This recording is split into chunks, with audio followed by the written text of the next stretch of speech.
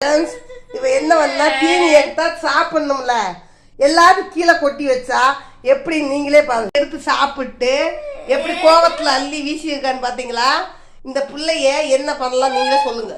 கோவம் எப்படி பாத்தி கொட்டிட்டு வெளியே கிளம்பி போயிட்டா. நீ இதுக்கு மேல இருந்தோம்னா இவன் நம்ம சண்டை கட்டுவா, நம்ம அம்மா வந்து டென்ஷன் ஆகிடுவான்னு சொல்லி போட்டு எல்லாத்தையும் அள்ளி இறச்சிட்டு எனக்கு அது பிடிக்காதுன்னா நீ வச்சிருவாப்பான்னு சொன்னேன். நீ சாப்பிட்டு பிடிக்கலன்னா வச்சிருன்னு சொன்னேன்.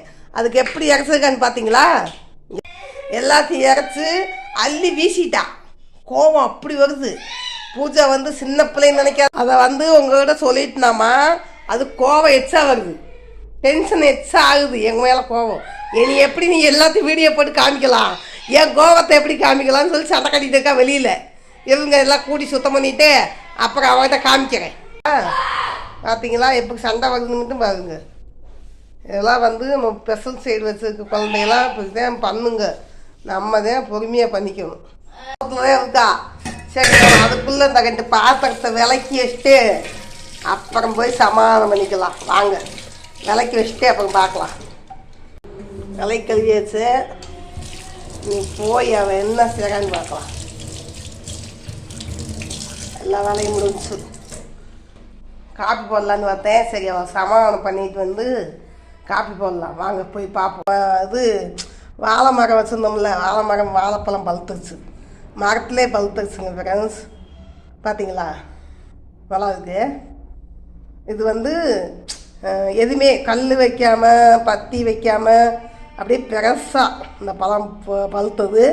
இது சளி பிடிக்காது, இது வேலை நல்லா சாப்பிட்லாம். அழகாக இருக்குது பார்த்தீங்களா, சூப்பராக.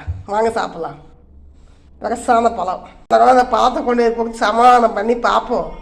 அவ்வளோ கோவம் வருதுங்க ஃப்ரெண்ட்ஸ். என்றைக்கோ ஒரு நாளைக்கு அப்படித்தான் பண்ணுவா. எப்படி கோவம் வரும் தெரியுங்களா? இந்த பிள்ளையா, இந்த பிள்ளை ஒன்றும் தெரியாத மாதிரி இருக்க, இத்தனை பேசுமான்னு நினைக்கணும். அப்படி பேசுவா.